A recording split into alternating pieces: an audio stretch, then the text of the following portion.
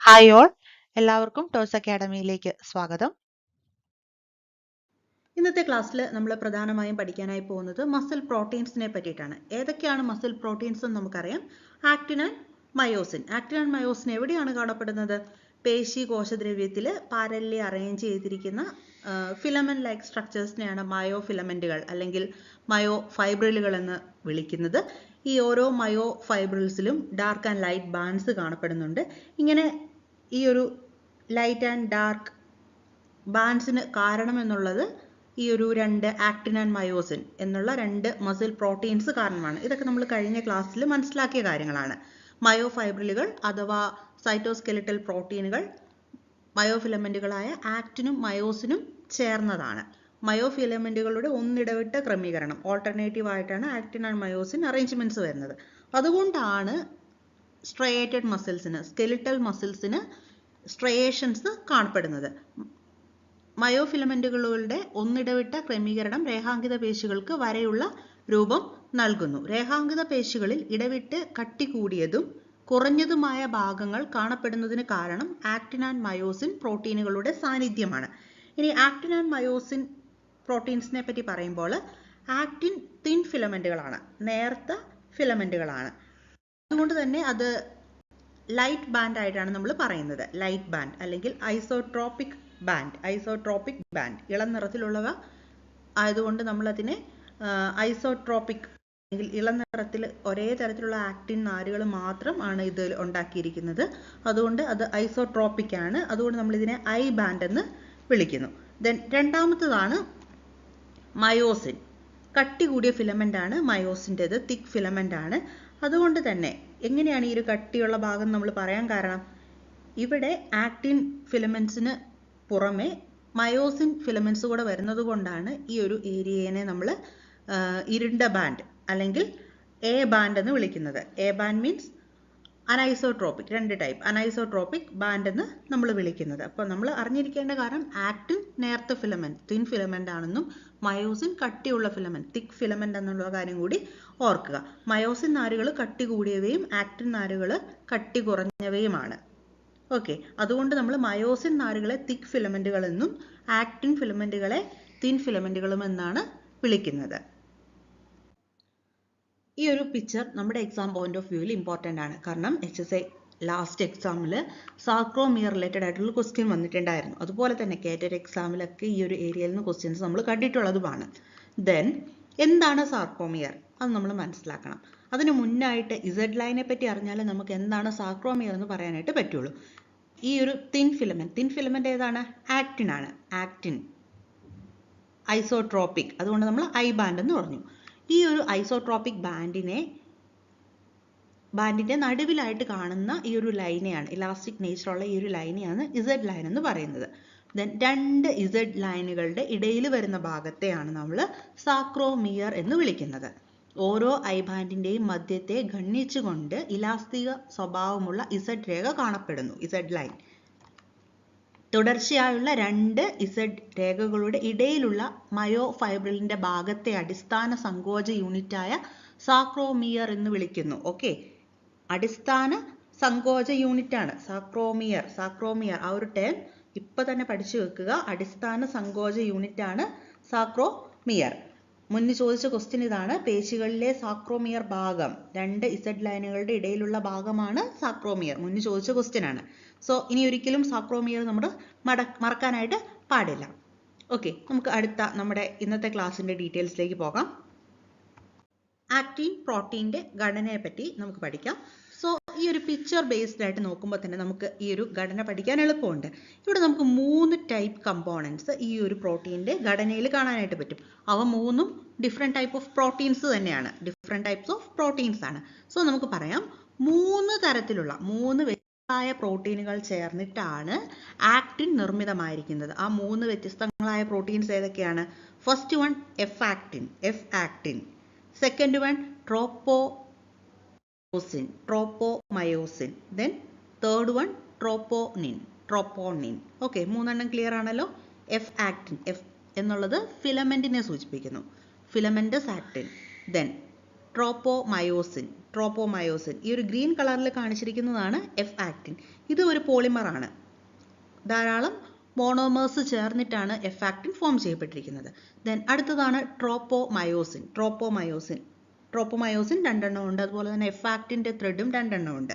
Then troponin ഇതിന് പുറമേ കാണപ്പെടുന്ന ഒരു പർട്ടിക്കുലർ ഡിസ്റ്റൻസ് വിട്ട് കാണുന്ന ഗ്രൂപ്പ് ഓഫ് പ്രോട്ടീൻസ് ആണ് ട്രോപ്പോണിൻ. ഓക്കെ, അപ്പോൾ 3 കാര്യങ്ങൾ ഏതൊക്കെയാണ്? എഫ് ആക്റ്റിൻ 2 എണ്ണമാണുള്ളത്. എഫ് ആക്റ്റിൻ തന്തുക്കൾ ഫിലമെന്റസ് ആക്റ്റിൻ, ദെൻ ട്രോപ്പോമയോസിൻ, മൂന്നാമതായിട്ട് ട്രോപ്പോണിൻ. ഇവ 3ഉമാണ് ആക്റ്റിൻ പ്രോട്ടീനിലുള്ള കമ്പോണൻസ്. നമുക്ക് എഫ് ആക്റ്റിനെ പറ്റി മനസ്സിലാക്കാം. എഫ് ആക്റ്റിൻ ഒരു പോളിമർ ആണ്. പോളിമർ മീൻസ് അത് ഉണ്ടാക്കിയിരിക്കുന്നത് ധാരാളം മോണോമർ യൂണിറ്റ്സ് വെച്ചിട്ടാണ്. ഇവിടെ എഫ് ആക്റ്റിൻ്റെ മോണോമർ എന്നുള്ളത് ജി ആക്റ്റിൻ ആണ്. ജി ആക്റ്റിൻ എഫ് ആക്റ്റിൻ്റെ മോണോമർ ആണ് ജി ആക്റ്റിൻ അഥവാ ഗ്ലോബുലാർ ആക്റ്റിൻസ്. ഓരോ എഫ് ആക്റ്റിനും മോണോമറുകളായ ജി ആക്റ്റിൻ്റെ പോളിമറുകളാണ്. എങ്ങനെയാണ് ഇത് നിർമ്മിതമായിരിക്കുന്നത്? ഓരോ ആക്റ്റിൻ നാരും ചുറ്റുഗോവണി പോലെ പരസ്പരം ചുറ്റിപ്പിണഞ്ഞു കിടക്കുന്ന 2 എഫ് ആക്റ്റിൻ തന്തുക്കൾ ചേർന്നിട്ടാണ് നിർമ്മിച്ചിട്ടുള്ളത്. സോ ഇവിടെ നമുക്ക് 2 എഫ് ആക്റ്റിൻ ഫിലമെന്റ്സ് കാണാനായിട്ട് സാധിക്കും. ഓക്കെ, ഗ്രീൻ കളറിൽ കാണുന്നതാണ്. ഇത് ഓരോന്നും ഓരോ ജി ആക്റ്റിൻസ് ആണ്, മോണോമേഴ്സ് ആണ്. അത്രയും ക്ലിയർ ആണല്ലോ. ദെൻ അടുത്തായിട്ട് നമുക്ക് കാണേണ്ടത് ട്രോപ്പോമയോസിനെ പറ്റിയിട്ടാണ്. ട്രോപ്പോമയോസിനും 2 എണ്ണം ഉണ്ട്. ട്രോപ്പോമയോസിൻ്റെ 2 തന്തുക്കളും എഫ് ആക്റ്റിനോട് ചേർന്ന് ഈ ഒരു ആക്റ്റിൻ്റെ എൻഡർ ലെങ്തിൽ കാണാനായിട്ട് സാധിക്കും. ട്രോപ്പോമയോസിനിൽ കൃത്യമായ ഇടവേളകളിൽ ട്രോപ്പോണിൻ വിന്യസിച്ചിരിക്കുന്നു. ഓക്കെ, ഇതാണ് ട്രോപ്പോണിൻ.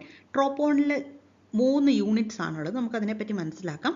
ട്രോപ്പോമയോസിൻ്റെ കൃത്യമായ ഇടവേളകൾ ഇവിടെ ഈ ഒരു ബ്രൗൺ കളറിൽ കാണിച്ചിരിക്കുന്നതാണ് ട്രോപ്പോമയോസിൻ. അതും 2 ഫിലമെന്റുകളാണുള്ളത്. എഫ് ആക്റ്റിനുള്ള അത്രയും തന്നെ ഈ ഒരു ട്രോപ്പോമയോസിൻ തന്തുക്കളും കാണപ്പെടുന്നുണ്ട്. ദെൻ ഈ ഒരു ട്രോപ്പോമയോസിനിൽ കൃത്യമായ ഇൻ്റർവെൽസിൽ കാണപ്പെടുന്ന അടുത്ത ഗ്രൂപ്പ് ഓഫ് പ്രോട്ടീൻസ് ആണ് ട്രോപ്പോണിൻ. ട്രോപ്പോണിൻ്റെ ഒരു യൂണിറ്റിൽ 3 യൂണിറ്റ് ആണ് വരുന്നത്. ട്രോപ്പോണിൻ്റെ ഒരു 3 ഘടകങ്ങൾ ഈ ഒരു ട്രോപ്പോണിൽ വരുന്നുണ്ട്. വിശ്രമാവസ്ഥയിൽ ട്രോപ്പോണിൻ്റെ ഒരു ഉപഘടകം ആക്റ്റിൻ നാരിൽ മയോസിൻ വന്ന് ബന്ധിക്കപ്പെടേണ്ട ബൈൻഡിംഗ് സൈറ്റിനെ മറയ്ക്കുന്നു. ആക്റ്റിൻ നാരുകൾ കനം കുറഞ്ഞവ ആയതുകൊണ്ടാണ് നമ്മൾ അവയെ തിൻ ഫിലമെന്റ് എന്ന് വിളിക്കുന്നത്. ഇവിടെ നമുക്ക് അതിൻ്റെ ഒരു സ്ട്രക്ചർ കാണിച്ചിട്ടുണ്ട്. നമ്മൾ പറഞ്ഞ കാര്യങ്ങളെ തന്നെ ഒന്നുകൂടി സമ്മറൈസ് ചെയ്യുന്നു. ഒരു തിൻ ഫിലമെന്റ്, 3 പ്രോട്ടീൻസ് വരുന്നു. Actin, F actin, troponin, tropomyosin. F ആക്റ്റിൻ്റെ മോണോമേഴ്സ് ആണ് G actin molecules. Then F ആക്റ്റിൻ്റെ 2 ഫിലമെന്റ്സും അതുപോലെ തന്നെ ട്രോപ്പോമയോസിൻ്റെ 2 ഫിലമെന്റ്സും ഒരു ചുറ്റുകോണി പോലെ ചുറ്റിപ്പിണഞ്ഞാണ് കിടക്കുന്നത്. ഒരു സ്ട്രക്ചറായിട്ടാണ് പോകുന്നത്. അതുപോലെ തന്നെ അതിന് മുകളിലായിട്ട് ഈ ഒരു ട്രോപ്പോമയോസിൻ്റെ മുകളിലായിട്ട് കാണുന്ന ഒരു പ്രോട്ടീനാണ് ട്രോപ്പോണിലാണ് മയോസിനെ അറ്റാച്ച് ചെയ്യാനായിട്ട് സൈറ്റ്സ് കാണപ്പെടുന്നത്. അടുത്തായിട്ട് നമ്മൾ കാണുന്നത് മയോസിൻ പ്രോട്ടീനിൻ്റെ ഘടനയാണ്. മയോസിൻ പ്രോട്ടീൻ കട്ടി കൂടിയ പ്രോട്ടീൻസ് ആണ്. മയോസിൻ്റെ നാര് വരുന്നത് കട്ടി കൂടിയവയാണ്. മയോസിൻ നാരുകൾ കട്ടി കൂടിയവയാണ്. അതിനാൽ മയോസിൻ നാരുകൾ തിക്ക് ഫിലമെന്റുകൾ എന്നാണ് അറിയപ്പെടുന്നത്. ഓരോ മയോസിൻ നാരും പോളിമറുകളായ പ്രോട്ടീൻസ് ആണ്. അനവധി മോണോമറിക് യൂണിറ്റ്സ് ചേർന്നിട്ടാണ് മയോസിനും ഉണ്ടായിരിക്കുന്നത്. മയോസിൻ്റെ മോണോമറിനെയാണ് നമ്മൾ വിളിക്കുന്നത് meromyosin. Okay, first important point, മയോസിൻ്റെ മോണോമറാണ് മീറോമയോസിൻ. ഇത്തരത്തിലുള്ള അനവധി മോണോമറിക് യൂണിറ്റ്സ് മീറോമയോസിൻസ് ചേർന്നിട്ടാണ് മയോസിൻ ഫോം ചെയ്യപ്പെട്ടിരിക്കുന്നത്. ഓക്കെ, ഇവിടെ നമുക്ക് ഒരു സിംഗിൾ മീറോമയോസിൻ്റെ സ്ട്രക്ചറാണ് കാണിച്ചിരിക്കുന്നത്. അതിനൊരു ഹെഡ് പോർഷൻ ഉണ്ട്, ദെൻ ഒരു ടെയിൽ പോർഷനും കാണാനായിട്ട് സാധിക്കും. അതുപോലെ തന്നെ ഈ ഒരു ഹെഡ് പോർഷനിൽ ആക്റ്റിൻ ബൈൻഡിങ് സൈറ്റുകളും ATP ബൈൻഡിങ് സൈറ്റുകളും കാണാനായിട്ട് സാധിക്കും. നമുക്ക് ഇതിൻ്റെ സ്ട്രക്ചറിനെ പറ്റിയിട്ട് ഡീറ്റെയിൽഡ് ആയിട്ട് മനസ്സിലാക്കാം. മീറോമയോസിൻ്റെ സ്ട്രക്ചർ കുറച്ചുകൂടി ഡീറ്റെയിൽഡ് ആയിട്ട് മനസ്സിലാക്കാം. ഓരോ മീറോമയോസിനും 2 പ്രധാന ഭാഗങ്ങളാണ് ഉള്ളത്. ഫസ്റ്റ് വൺ അതിൻ്റെ ഹെഡ് റീജിയൻ, രണ്ടാമതായിട്ട് അതിൻ്റെ ടെയിൽ റീജിയൻ. നീളം കുറഞ്ഞ കഴുത്തോട് കൂടിയ ഷോർട്ട് ആം, ഗോളാകൃതിയിലുള്ള ശീർഷവും തുടർന്നുള്ള നീളം കൂടിയ ടെയിൽ റീജിയനും. ഓക്കെ, ഈ ഒരു ഹെഡ് റീജിയൻ അതിൻ്റെ ഷോർട്ട് നെക്ക് റീജിയൻ. ക്രോസ് ആം എന്ന് പറയുമ്പോൾ ഹെവി മീറോമയോസിൻ HMM എന്ന് വിളിക്കുന്നു. ദെൻ ടെയിൽ റീജിയനെ അറിയപ്പെടുന്നത് ലൈറ്റ് മീറോമൈസിൻ LMM എന്നാണ് വിളിക്കുന്നത്. Tail region LMM, head region heavy meromyosin HMM.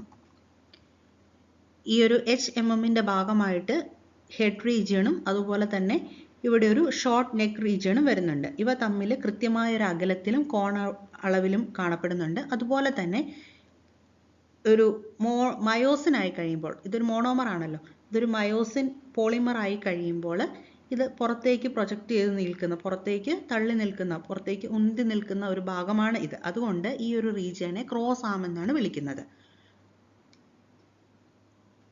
Then ഗോളാകൃത ശീർഷം ഒരു സജീവ ATPase എൻസൈമായിട്ട് പ്രവർത്തിക്കുന്നുണ്ട്. അതിൽ ATPയെ ബന്ധിപ്പിക്കാനുള്ള സ്ഥാനവും ആക്റ്റിൻ 4നെ ബന്ധിപ്പിക്കാനുള്ള ബൈൻഡിങ് സൈറ്റും കാണപ്പെടുന്നുണ്ട്. ആക്റ്റിൻ ബൈൻഡിങ് സൈറ്റും ATP ബൈൻഡിങ് സൈറ്റും ഈ ഒരു ഹെഡ് റീജിയനിൽ കാണപ്പെടുന്നുണ്ട്. തിക് ഫിലമെന്റ് ആയ മയോസിന്റെ സ്ട്രക്ചർ ഡീറ്റെയിൽഡ് ആയിട്ട് മനസ്സിലാക്കാൻ ഈ ഒരു പിക്ചർ ഹെൽപ്പ് ചെയ്യും. ഒരു തിക് ഫിലമെന്റ്, അതിലെ മോണോമർ യൂണിറ്റ്സ് ആണ് മീറോമയോസിന്റെ ഹെഡുകൾ പുറത്തേക്ക് പ്രൊജക്ട് ചെയ്ത് നിൽക്കുന്നു. ഓക്കെ, ക്ലിയർ ആണല്ലോ. ദെൻ ഈ ഓരോ ഹെഡിലും ആക്റ്റിൻ ബൈൻഡിങ് സൈറ്റുകളും ATP ബൈൻഡിങ് സൈറ്റുകളും കാണാനായിട്ട് സാധിക്കുന്നുണ്ട്. So actin binding site, then ATP binding site, അതുപോലെ തന്നെ HMM heavy meromyosin, then light meromyosin. Okay, ഇതാണ് ഒരു മയോസിൻ മോളിക്യൂൾ എന്ന് വിളിക്കുന്നത്. സോ നമ്മളുടെ ഇന്നത്തെ ഒരു ക്ലാസ്സിൽ നമ്മൾ കണ്ടത് ആക്റ്റിൻ ആൻഡ് മയോസിൻ, അവയുടെ സ്ട്രക്ചേഴ്സ്, ഏത് മോണോമർ വെച്ചിട്ടാണ് ഉണ്ടാക്കിയിരിക്കുന്നത്, അത്ര വളരെ ലൈറ്റ് ആയിട്ടുള്ള കുറച്ച് കാര്യങ്ങളാണ് നമ്മൾ കണ്ടിരിക്കുന്നത്. അടുത്ത ക്ലാസ്സിൽ നമ്മൾ ഡിസ്കസ് ചെയ്യാനായിട്ട് പോകുന്നത് ഈ ഒരു മസിൽ പ്രോട്ടീൻസിന്റെ ആക്ഷൻ എങ്ങനെയാണ്, ഈ ഒരു മസിൽ പ്രോട്ടീൻ റിലേറ്റഡ് ആയിട്ടുള്ള ഫിസിയോളജിക്കൽ ആൻഡ് ബയോകെമിക്കൽ ആക്ഷൻ എങ്ങനെയാണ്, കൺട്രാക്ഷനിലും റിലാക്സേഷനിലും, കൺട്രാക്ട് ചെയ്യുമ്പോൾ എന്താണ് ഈ ഒരു മസിൽ പ്രോട്ടീൻസിന്റെ റോൾ, ആ കാര്യങ്ങളാണ് അടുത്തായിട്ട് നമ്മൾ കാണാനായിട്ട് പോകുന്നത്. മസിൽ പ്രോട്ടീൻസിന്റെ ക്ലാസ് അവസാനിപ്പിക്കുമ്പോൾ ഈ ഒരു ഷോർട്ട് റീജിയനിൽ നിന്ന് ചോദിച്ച ഒരു ക്വസ്റ്റിനോട് കൂടി അവസാനിപ്പിക്കാം. പേശികളിലെ സാക്രോമിയർ ഭാഗം ഏത്? പേശികളിലെ സാക്രോമിയർ ഭാഗം ഏത്? നമുക്ക് ഡൗട്ട് ഒന്നുമില്ല, ഏതാണ് പേശികളിലെ സാക്രോമിയർ ഭാഗം? 2 ഇസഡ് ലൈൻസിന്റെ ഇടയിലുള്ള ഭാഗമാണ് സാക്രോമിയർ. ഫങ്ഷണൽ ആൻഡ് സ്ട്രക്ചറൽ യൂണിറ്റ് ആണ് സാക്രോമിയർ, 2 ഇസഡ് ലൈനുകളുടെ ഇടയിലുള്ള ഭാഗം. ദെൻ ഐ ബാൻഡിന്റെ മധ്യഭാഗം ഏതായിരുന്നു? അത് ഇസഡ് ലൈൻ ആണ്. ഓക്കെ, സോ ഇന്നത്തെ ഈ ഒരു ക്വസ്റ്റിന്റെ ആൻസർ എന്താണ്? ഓപ്ഷൻ 2 ഇസഡ് ലൈനുകളുടെ ഇടയിലുള്ള ഭാഗമാണ് സാക്രോമിയർ. Okay, thank you.